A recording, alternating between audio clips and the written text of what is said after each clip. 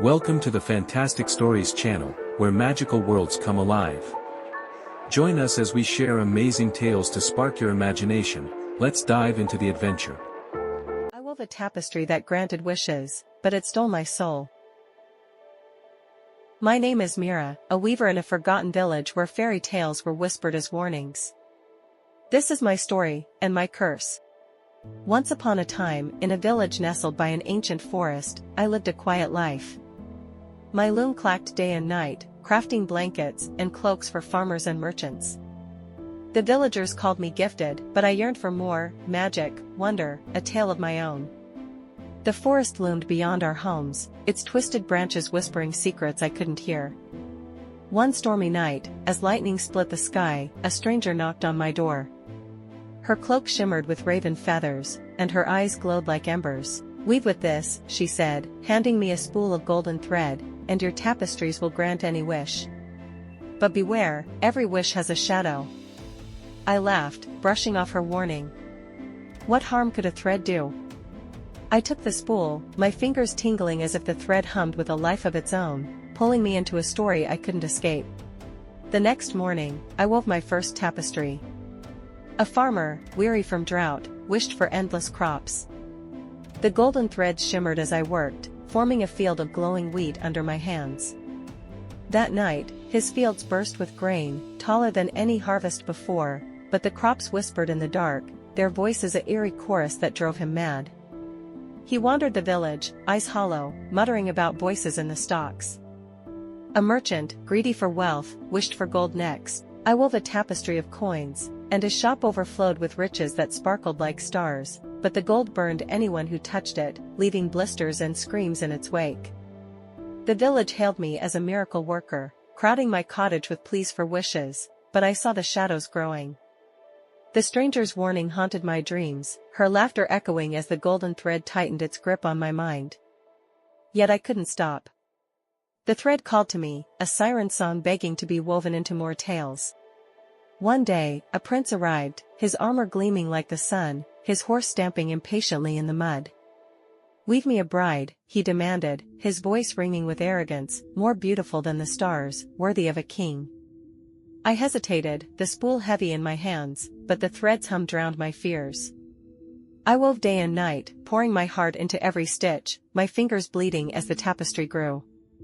The golden threads glowed brighter than ever, showing a woman with hair like moonlight, eyes like the sea, and a smile that could melt stone. On the seventh day, she stepped from the loom, perfect, radiant, alive. The prince fell to his knees, tears streaking his face. "My queen," he whispered, taking her hand. The village cheered, bells ringing across the square, but my heart sank. Something felt wrong. Her movements mirrored mine, her breath synced with my own. Then came the twist that shattered my world. I glanced at the tapestry, expecting it to be empty now that the bride had come to life. But there she stood, *me star. The bride wasn't a stranger. She was a mirror of my soul, woven from my own wishes, my own dreams of beauty and love. I touched my face, and her hand moved too. I gasped, and her lips echoed mine. "What have you done?" the prince roared, drawing his sword with a metallic screech. "This isn't a bride, it's a copy." The villagers turned on me, their cheers becoming a storm of shouts. "Witch," they screamed, stones clattering at my feet, but I wasn't a witch. I was a pawn, trapped by my own desire to be seen.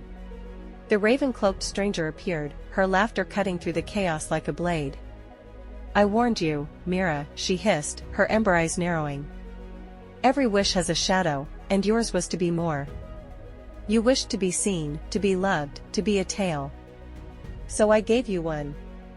She pointed at the bride, my twin, my reflection. "She is your wish, your shadow, your curse.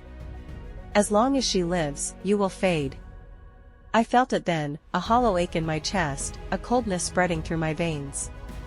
My hands trembled, growing pale, as if my life was unraveling like a thread. The bride smiled, her eyes cold, and took the prince's arm.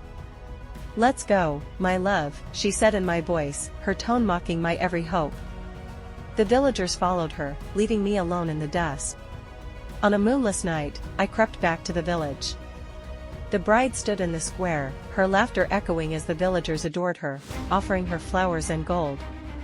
I threw the noose around her neck, the golden thread glowing like fire against her skin. "You're me," I whispered, my voice breaking, "but I'm the real Mira." Her eyes widened as the thread tightened, unraveling her existence. She screamed, her form dissolving into golden dust that swirled like a storm, and I felt my strength return, a rush of warmth flooding my hollow chest. The villagers gasped, the prince stared in horror, but I didn't care. I turned to the forest, the Witch of Thorns' laughter fading behind me, her power broken by my defiance. I never wove again. My loom sits silent in the cave, a relic of the shadow I escaped. But some nights, I hear whispers in the wind, a voice like mine, calling from the threads I left behind, tempting me to weave once more. The village believes the bride was a dream, a tale they tell to scare children. The prince searches the forest, calling my name, but I remain hidden. Fairy tales always have a price. What's yours? And will you pay it? Thanks for joining us on Fantastic Stories. Let us know in the comments what kind of story you'd like to hear next. Show your support by liking and subscribing, it helps us create better animations, and with more support over time, we'll bring you fully animated videos to bring these tales to life. See you in the next adventure.